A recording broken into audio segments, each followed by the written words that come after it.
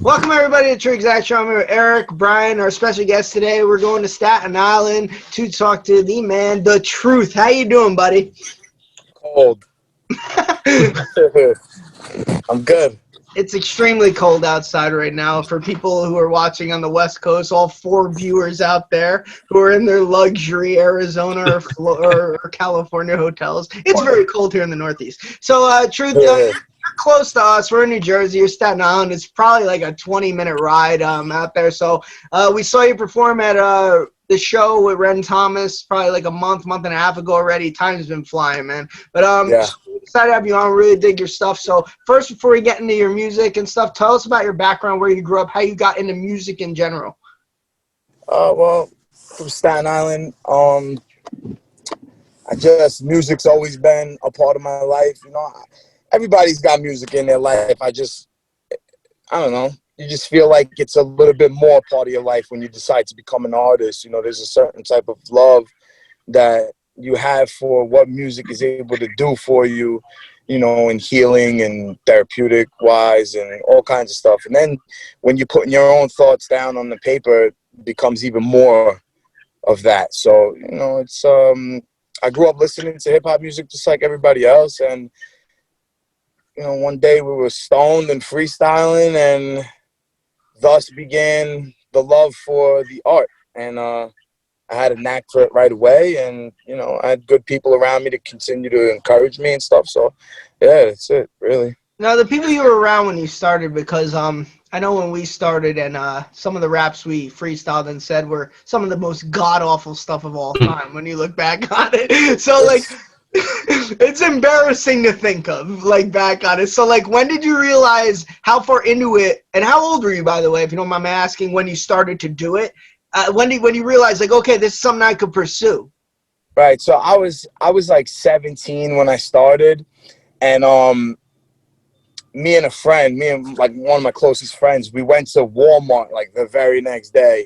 We woke up and we bought like this $12 stick microphone that plugs into the back of a PC, and then we got like a $7 music program. It was called Magic's Music Maker, and we actually recorded ourselves like from then on. And I have all of my shit still from like 17. And sometimes I'll just like pop it in, or I'll just play it, and it's fucking cringe, man. It's like hard. So you mean you don't sit there like, man, this should have won a Grammy? No. Yo, but don't try to tell yourself that at the time, though. No, you know what it was? At the time it was dope because there was, you know, everybody was like that, you know, nobody was like super great, you know. I don't know anybody that made it at 17, you know, so anybody that was around, I was kind of above average than everybody else, I guess. But I'm super realistic when it comes to this shit. I know like my music is not the sound that's making millions of dollars right now, and I don't give a fuck about that shit. I want to make the music that I feel like making. And to answer the second part of that question, so I was 17 when I started, and then I didn't think I was good or ready until I was 31. Wow. I felt like I also took a 6-year break. I started having kids and stuff, and I just went to work instead of continue to chase the dream and, you know, couch surf. So I put it down. I put the music away, and I went to work, and I had a bunch of kids, you know, and I solidified my career and my family and stuff like that. And then I slowly got back into it, and the music was different that I was creating. And when I started sending it to people, they were like, yo, that's it. That's different. That's not what you used to be. Right. And, you know, me and my friends, we laughed about it. And then they really pushed me again, you know, put something out. What's the worst that can happen? Put something out. And I did. I ended up putting out a project and got a little buzz for myself out, you know, on Staten Island. And it's been going well. But, yeah, definitely the music at 17 was not Grammy worthy at all. I wasn't making Grammy speeches, dude. Well, what's weird too at that age is like you said, no one's really doing it. I remember in our high school, no one recorded music. You didn't really know how to go about it. Like, you had the little microphones that, like, it always reminds me of the Benefit cover with the CD he had, that little plug-in microphone. And you would just, right? And you would just record into the computer, and it'd be the most garbage shit. But you thought it was good. You thought it was good. Yeah. I mean, we have some stuff that we, like, sometimes we'll send back and forth to each other, like every like so often, reminiscing and shit, because it's funny. Like, we would go to these house parties and we would play this shit, and we have memories of some of these songs playing at parties and stuff. It's cool, it's nostalgic, you know, but I wasn't getting a record deal back then off of this shit, that's for sure. Your stuff might have been cool. My stuff could be used for Iraqi prisoner torture. It is that bad. I have one of the worst songs of all time. It's called Automatic. Oh, it's my favorite song I've ever I heard. was 16 years old, and Eric over here, he heard it. I played it from probably 10 years ago. He goes, "This is the worst song I ever heard." And I laugh, because that's just a general statement. No, seriously. You know what though? You need friends like that. You need friends like that. But no, I was like, this is so bad. I wish that 99, I wish that 100% of these fucking rappers out here had friends like that to tell them that shit is whack, man. Yeah, he's just like, it's automatic. It's automatic. That was the chorus. Oh. No, the chorus was no words but automatic. Flows absurd. You wish you had it. You know what I will say is that if I didn't have any potential and the music was really, really bad, like I would have been told, you know, and I would have recognized it. I guess, you know, I have an ear, so I'm not oblivious. I don't think I'm great if I'm not great. And I wouldn't have continued to do it if there was no like ability or talent. So there was definitely potential right away. It just came down to quality and song structure and, you know, finding your sound, because it's hard when you first start rapping. You just copy what you hear, so you try to sound like everything you're listening to, and you don't really have your own distinct lane, and that comes with time and repetition and continuing to, you know, love it, and then eventually it just comes out of you. Like I said, when I took that break and I came back, I just had so much to say because I was away for so long. And I also had a different perspective because I grew up a lot in that time, having kids and becoming a father and starting a career. And things were different. I looked at things different. I wasn't talking about the same stuff I was at, you know, 22, 23 than I was at 30, you know? So it was a different perspective. And I was able to relate to a lot more people this way as well. Yeah. When you went from like living the family life 100% and then decided to slowly get back into music, was there something that triggered you to want to do that, or were you just wanting to see if you still had it, or what made you make that jump after so long? I was bored. I really was. I was bored. I never stopped writing. I'll say that. I never stopped like writing rhymes and freestyling in the car to beats and stuff like that. I'd be in the car with all my kids and my wife, and we'll be driving and I got a beat playing and I'm rapping to it. You know, that never stopped. I just didn't record for a long time. And then, you know, I was like browsing the Facebook marketplace and I seen somebody selling the same microphone that I had before I stopped. And I said, well, that's convenient. And it was like $200 and it's like a $500 microphone. So I bought it.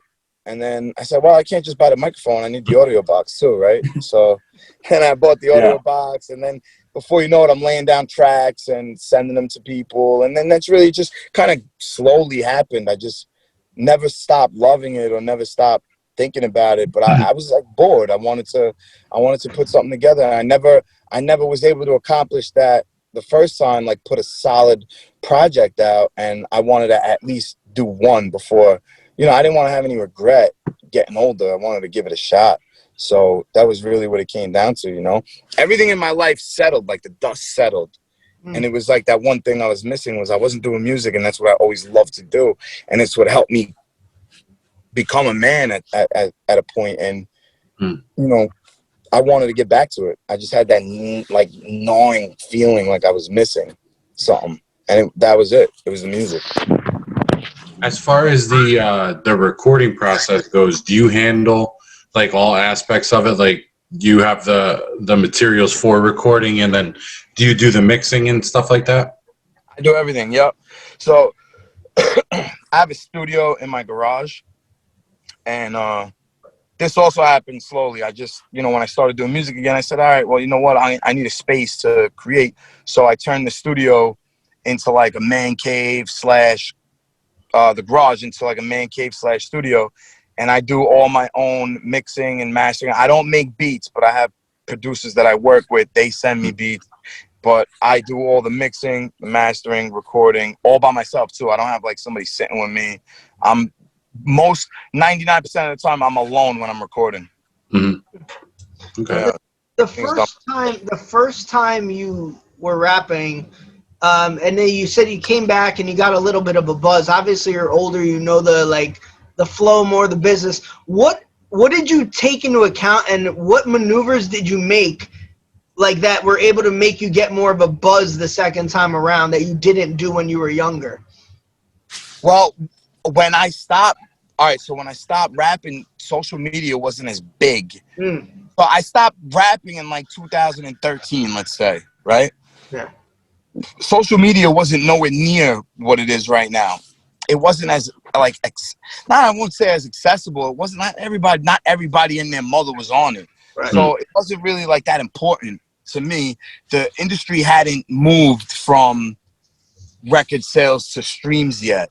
So coming back this time, I said, social media is an important part of this. So what I did was, I took what I thought was one of my best verses, and I took cover art from my first project that I released in 2018 or 19.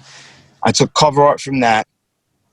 I put a 60-second clip together of one of the best verses with the cover art, posted it on Instagram, and had one post up. That's it. One post. And then what I did was I started finding other artists on Staten Island, and then looking at their recent posts and seeing the people that were actively engaging with them, who was commenting on their most recent post, and I was following those people. And I did this with like 20, 30 different artists, managers, anybody that was on Staten Island that was doing music, hip-hop music. I was doing this tactic with them. Not to their knowledge, I was just doing it. And just hitting everybody that was actively engaging with their posts.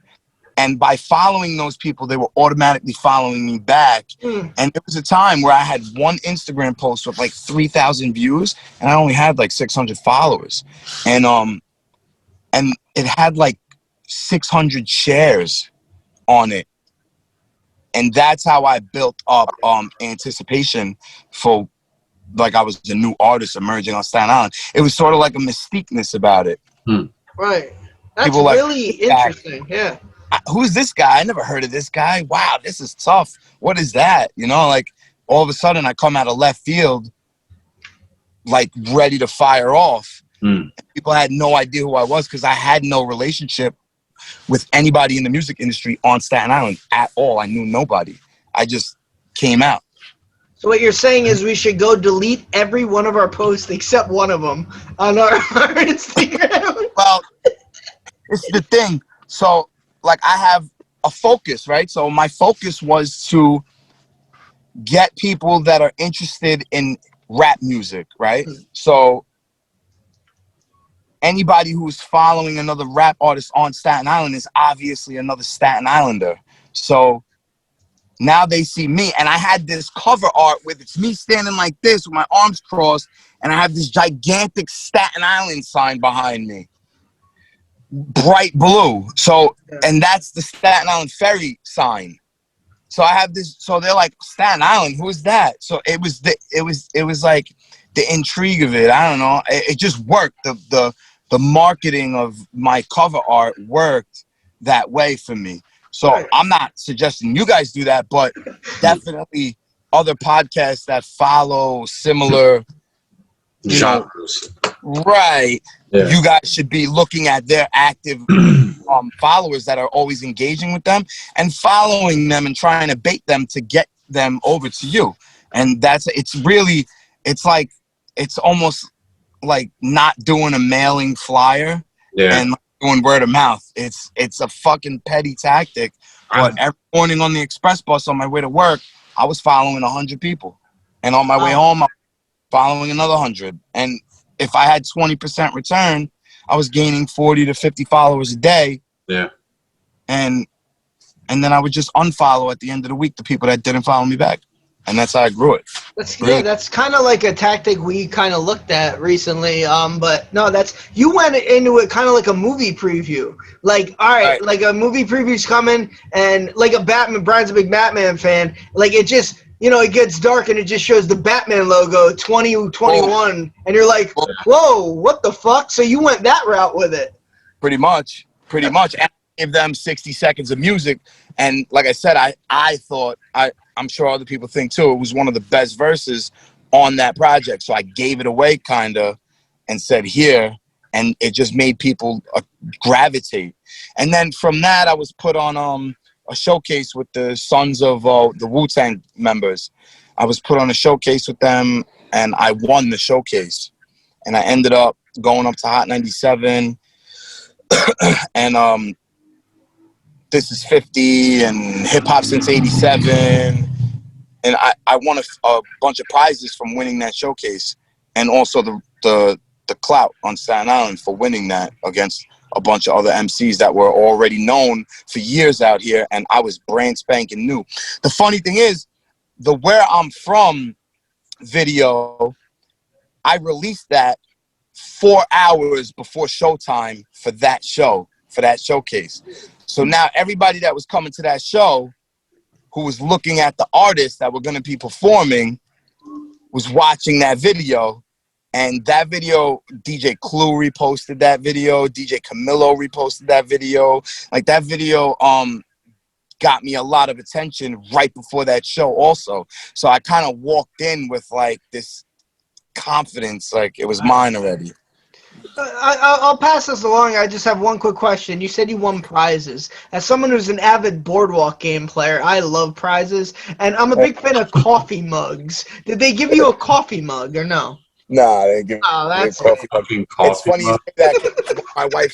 One of my wife's side businesses, she does vinyl on coffee mugs. All right. her business name is Look at Her Mugs. That's so clever. That's awesome. That's fucking funny. Oh, I have a couple other questions, but I'll pass it to you guys if you got any. I don't want to hog the interview here. No, I was just gonna say that first off, I love when anybody breaks the Instagram algorithm, man. Flat out. Yeah. Fuck all that social media shit. I understand that it's part of the game. I understand that it's part of what you need to do.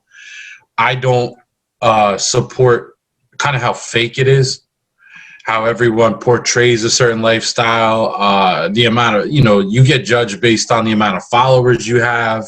I mean, we encounter it, like even when we message people to come on and, they look at our following right away and it's like, yeah, we're not big, but we're trying to work our way up, and it's difficult.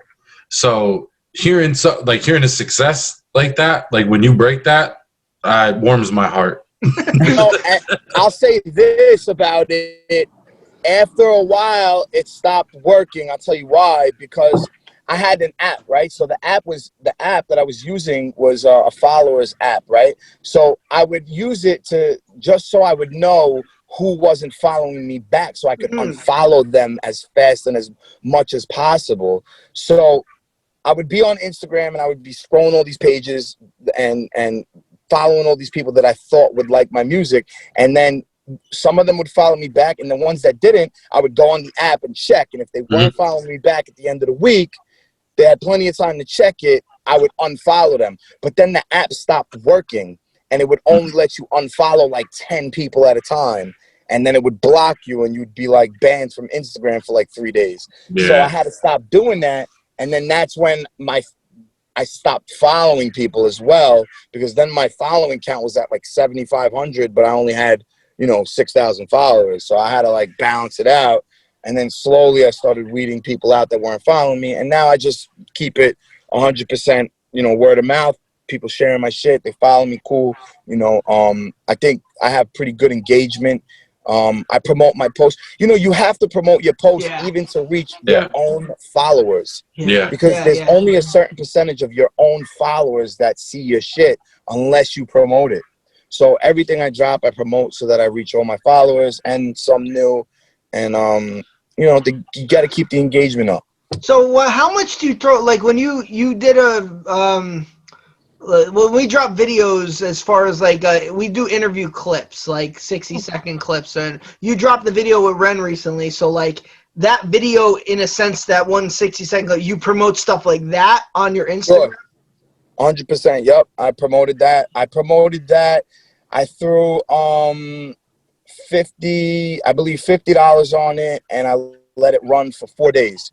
So it's like, I don't know, $12 a day or some shit like that. And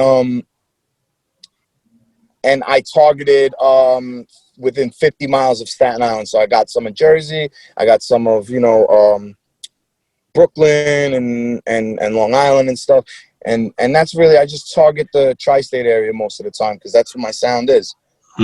Maybe it's my target audience I'm not clicking right. I always click like animal lovers, even if it has nothing to do with animals. Yeah, you probably should figure out what your demo is and then target them. You know what I'm saying?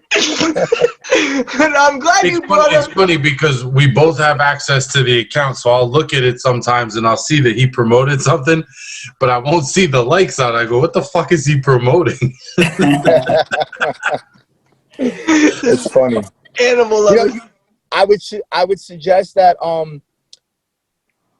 take a clip of like something funny or something insightful that happens during the interviews, like target a specific clip and then use that to your advantage. Like if somebody's talking about Instagram algorithms, let's say like me, if you're gonna promote part of my interview, promote that. The Truth from Staten Island talks about breaking the Instagram algorithm, and then boom, tag Instagram algorithms, all down the line. You go like that, likes, follows, all that shit, and then you promote it that way, and you might see more if you're promoting it to what somebody's actually talking about. Because then when people click that hashtag algorithms, now they're seeing somebody talking about breaking the algorithm. You know what I mean?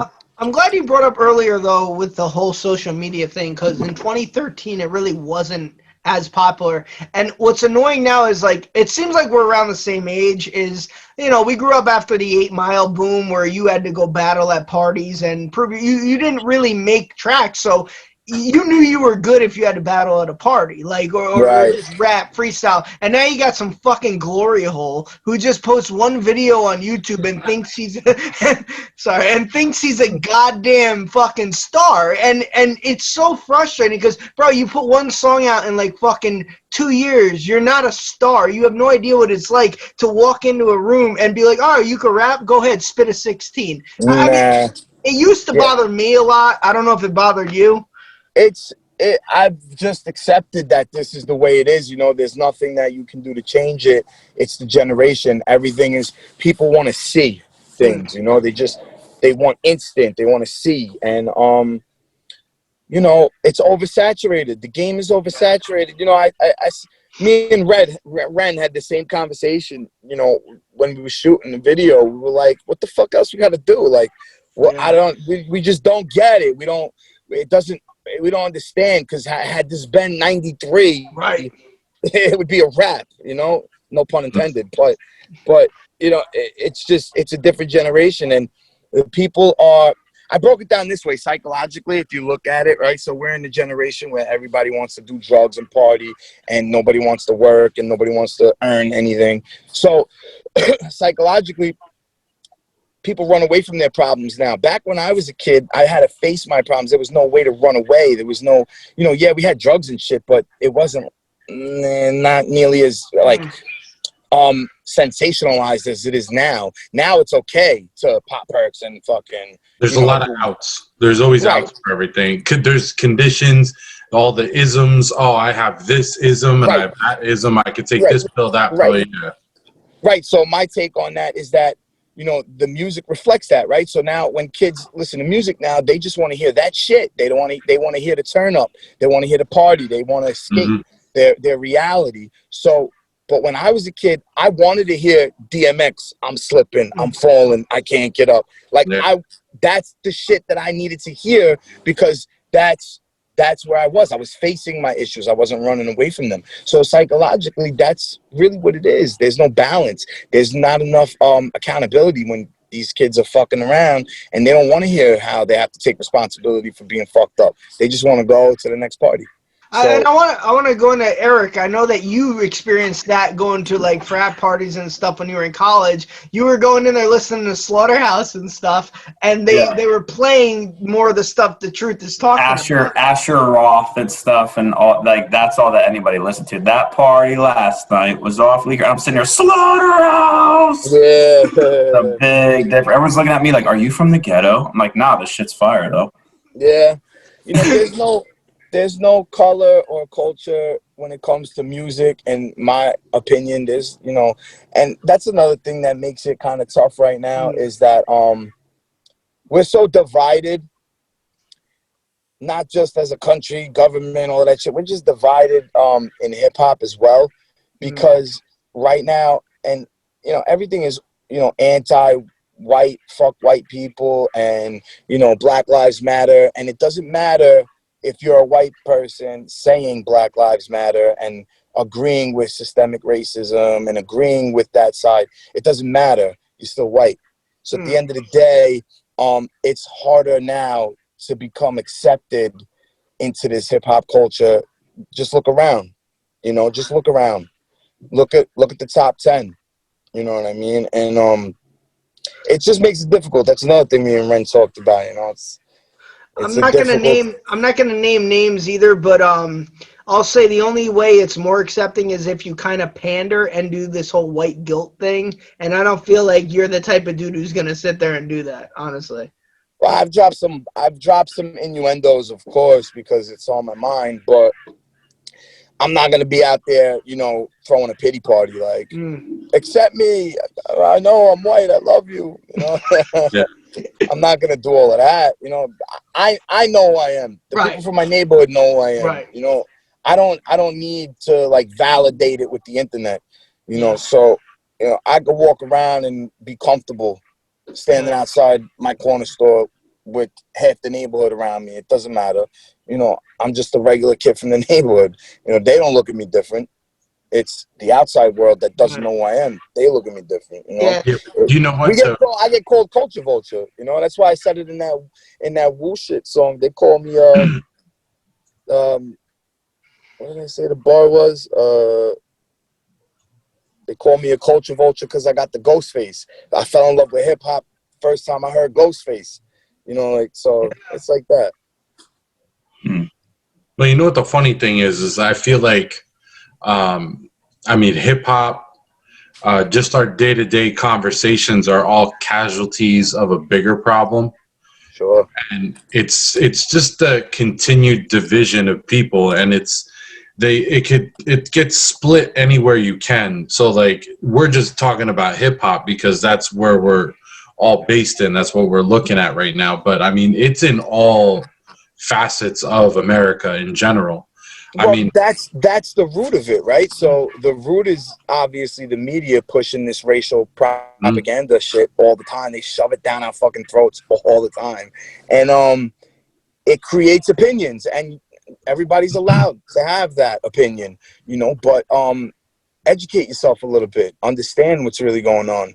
You know, I don't ever get political on social media. I'll never get political or religious, but I definitely have my own opinions and my own views. I just choose not to share them because then it gives people a reason to fucking talk shit, you know. And I don't need that. Just That's enjoy the the music. problem. I don't want to take away.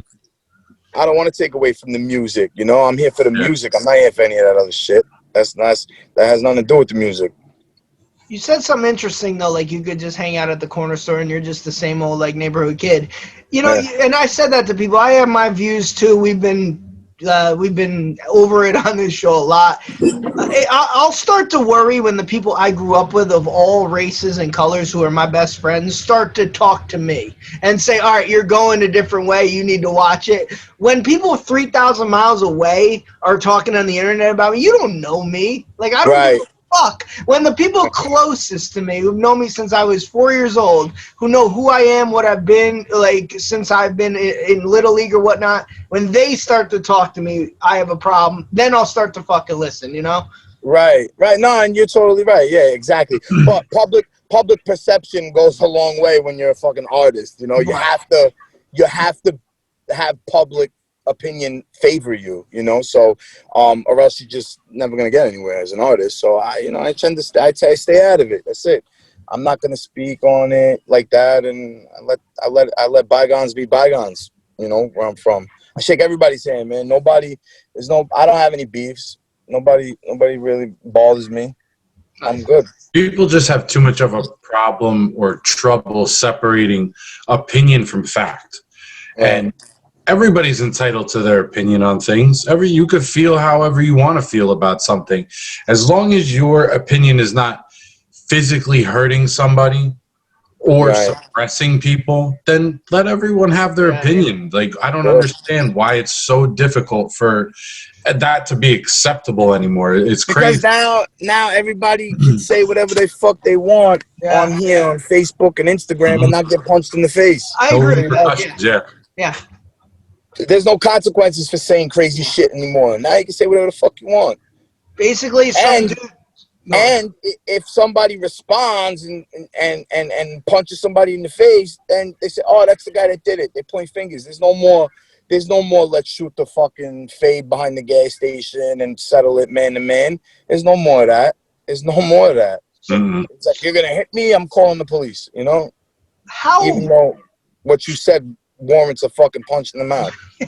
How was it? Because we talked. To touch on that real quick, I know that on the show you brought up this one, the newcomer, the young kid you rap a Migs. So how was it like working with like a younger kid and trying to instill like the old style culture or rap in him? And if he wasn't, I don't want to say like you're a gatekeeper, but like if you didn't deem him like good, would you have worked with him, or you knew he had to be like dope to work with a younger kid? It's a little bit of everything. First of all, he comes from his father is actually both of our managers, and he is a hip-hop head to the core.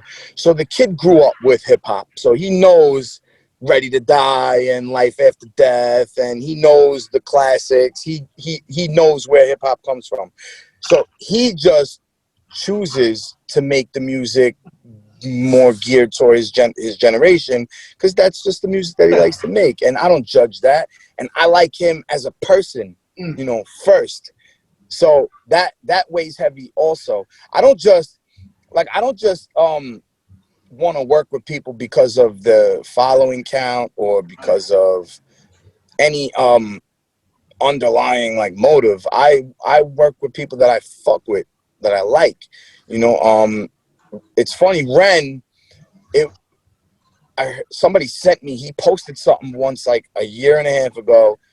Send me a hot 16. If I like it, I'll jump on it. My boy sent it to me, and he's a big fan of Ren. So I said, all right, let me look at him. So I looked at him. I'm like, yeah, he's nice. I'll do a song with him, you know, like. And I didn't even know he was on that fucking VH1 show till the day we shot our last video. Really? I didn't even know, bro. I think my wife asked me who I was doing the video with. Oh, that kid Ren. Remember I did that one song with him back in the day? She's like, oh, yeah. I was like, yeah. And then she put him on YouTube. And then I seen the VH. I was like, holy shit, he was on that fucking show?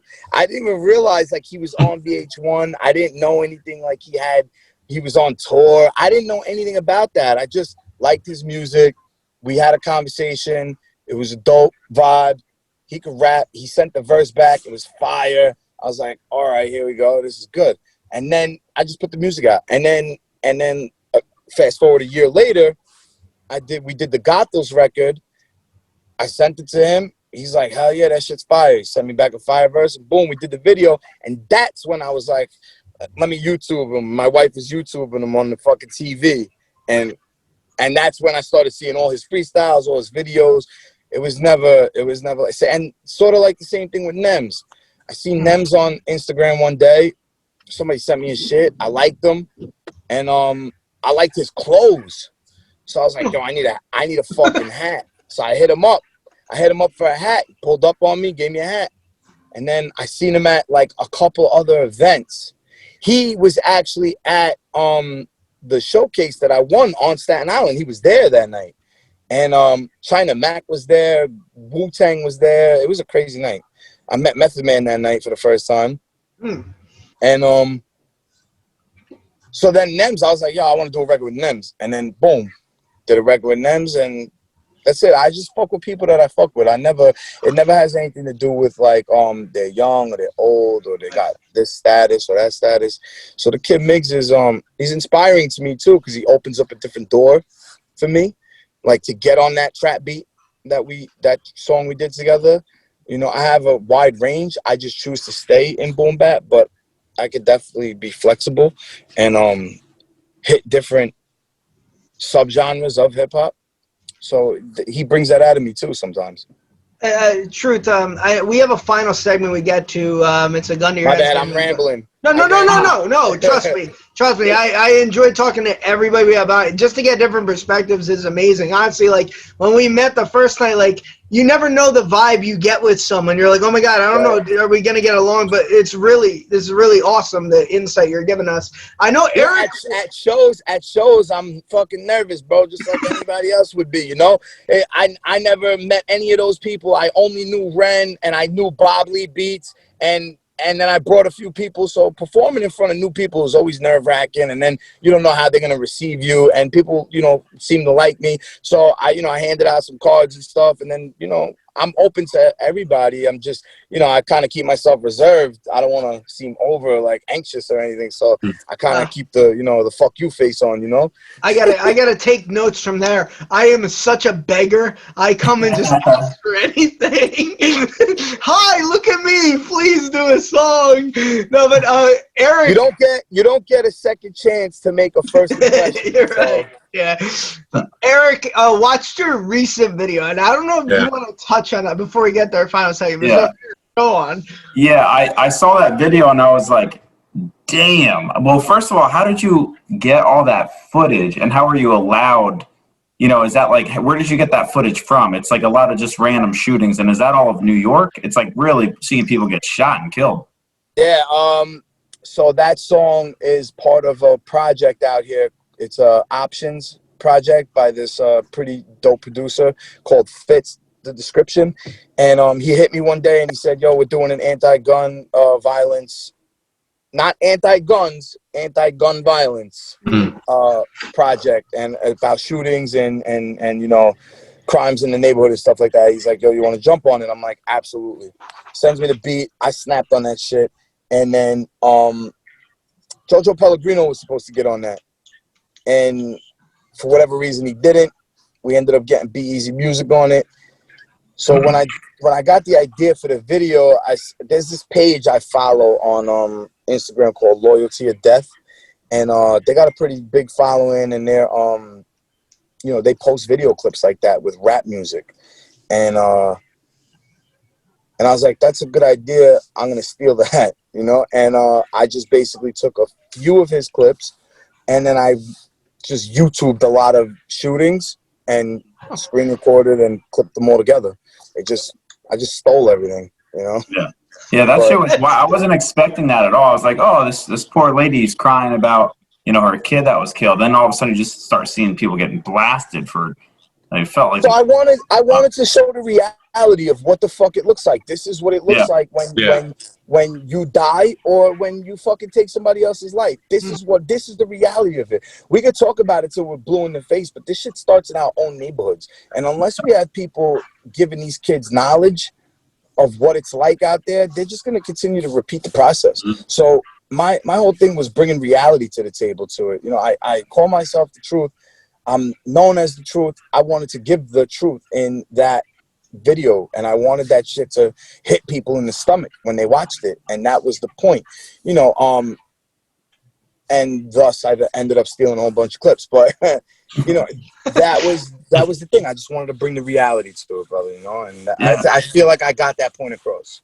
No, Yeah, it's very powerful. Yeah. Sure. Yeah. It did that perfectly because it's like you have, I mean, for kids at least, even if you're not a person that's never seen anything like that, the only time you see someone shot down is in a movie. And that shit's not real. Like where they get shot in the chest and they're like, oh, come closer. Oh, let me have a 4-minute conversation with you as I'm dying. It's like, nah, you just got shot. You're fucking dead.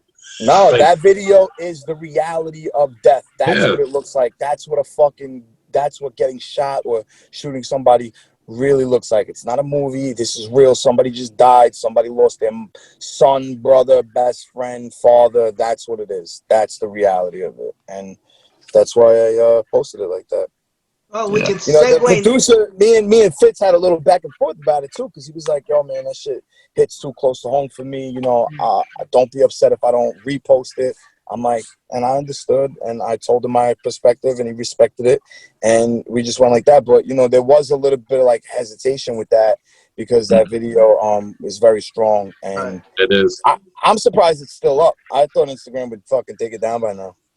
You have to click on. It does give like a graphic, violent warning and whatnot. That just makes people want to click on it more. I was happy when it got that thing on it. So, because I'm an awesome host, let's segue into a gun to your head segment right now. Oh shit! No, but so you know, I want to just touch real quick. The producer's name fits the description. Yeah, Fitz. That is the greatest. That is such a clever fucking name. Why can't I think of something like that?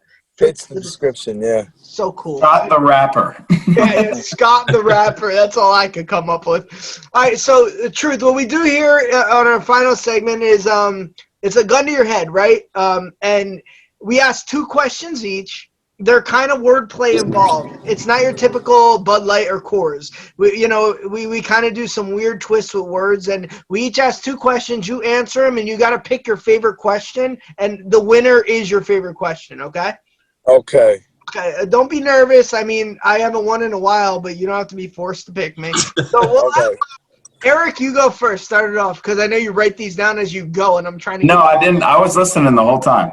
Would you rather have a flat tire in a snowstorm or only wrap satire? Stupid. I have to answer, right? Yeah. Flat tire in a snowstorm. Oh, okay. Would you rather remove snow from your driveway with only your hands or cut your grass with scissors? Fuck. Well, you know how long that would take? Seriously.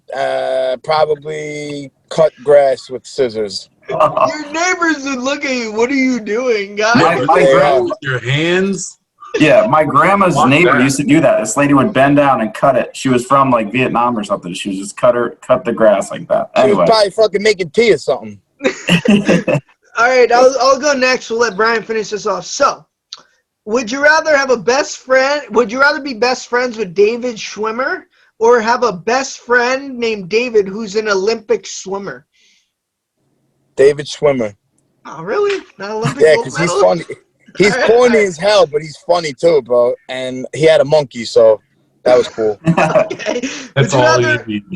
Okay, would you rather always have no traffic on the George Washington Bridge or play a game of bridge with George Washington? No traffic on the George Washington Bridge, fucking for sure. What is a game of bridge, though? It's a card game. It's a card game. Oh, where you stack the cards? Yeah. Yeah, nah, I'll pass. Sorry. Rather no traffic than meet George Washington. Yeah. That's how you know you're in New York. Did you really chop down a cherry tree, you wood-mouthed bastard? Brian, you're up. All right. I'll have him sign the dollar bill. Nobody will believe it. Nobody would believe it. Yeah. No, this is really him. Yeah. We played bridge. What do you mean? You mean to tell me you played bridge instead of alleviated traffic? You piece of shit. That'd be such a selfish move. Yeah, you could have helped everyone. All you got was a signed dollar out of it. What a $1. selfish, the most selfish move in the history of the universe. To go All right, let's stop laughing at Scott's question because now it's going to stand out. That was Piece a good of shit, question. you knew what you were doing. Let's forget about it. Isn't that funny, guys? All right. Would you rather be a character on Lilo and Stitch or have to stitch up a guy named Lilo? A character on Lilo and Stitch. My kids love that movie. Would you rather have to eat Taco Bell every day for a year or have to ring a bell every time you want a taco? Ring a bell every time I want a taco. That is funny. All right, who's the winner? You're not just talking about eating Taco Bell for a year. You're talking about diarrhea for a year. Every day for a year. Yeah, I'm good. Taco Bell's so good. I once found a piece of wood in it, and I just flicked it aside and didn't even complain. That's a true story. God. That's a true story. Plus, they give out sporks. That's real cool. So does KFC, Scott. Whatever. What's your favorite question now?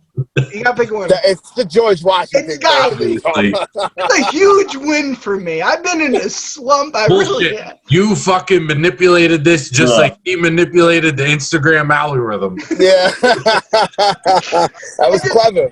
That was a clever question. And it was like, yeah, we're New Yorkers. We hate traffic, of course. Yeah. Hey guys, I got this. I played a game of bridge with George Washington, and you didn't clear traffic. You fucking ass. I think 100% of New Yorkers would pick clear traffic. 100%. Yeah, probably. No way around that. All right, Truth, where can we catch you? Plug your Instagram, any stuff you got coming out right now. Instagram, _Staten. That's really my landing ground. I'm chatty on there, so send me a message, hit me up, follow me, listen to my music, let me know what you think. And I got a project coming out with Frank B, probably the end of January. Frank B was an artist back in the mid-2000s. He was signed to Violator Records under Missy Elliott, but he has like a similar situation with me where he gave up music and now he's kind of re-emerging. And me and him are doing a project together called Bad Fellas, where we kind of talk shit about the Italian gimmick in hip hop and how it's so fucking overdone. Thank God. It's so corny. It's and Dominic the Donkey could go fuck himself too. Right, with his own donkey. Yeah, thank you. I'm glad you're addressing that. It's so corny. I'm so tired of hearing every Italian rapper talk about the mafia and how they're connected and how they got a guy. And I'm just so tired of that shit. Like me and him both, we're over it because we don't focus on that in our music, but I guess that's their angle, their gimmick or whatever. So that stereotype hard. Right, it's just stereotypical. It's like a fucking Chinese guy rapping about Bruce Lee every time he raps. Yeah. It's annoying. It's annoying. We get it, bro. You drink espresso. We get it. Your flag is green, white, and red. We get it. It's sauce, not gravy. We get it. But who says gravy? It is Americanized Italians. Because listen, gravy is there's not even a word in the Italian language that translates to fucking gravy. Gravy is an American-made word. So sauce in Italian is salsa di pomodoro. There's no fucking gravy. We don't even have a word for gravy. We say gravy. You're talking about turkey gravy. Yeah, it's gravy. Right. I thought you were talking about pizza sauce. I was like, that's not gravy. No. Gravy is gravy. Turkey gravy is gravy. Yes. That's right. Gravy. I agree with you. Really quick, man. Thanks for coming on. This was really cool. I hope you had a great time. Yeah, thanks. Thank you. No, this is I love these things, because you get to just talk and be yourself. It's not all, business. I hate business talk. Yeah, and you get to talk about George Washington and the game of That was a good question. That was definitely a good question. Scott, tell me again I had a good question. I don't win a lot. I have to savor these things. Next time you see him, remember I asked you about the bridge? The guy? Yeah, the next show, he's going to be like, bro, you want to play cards? I played bridge.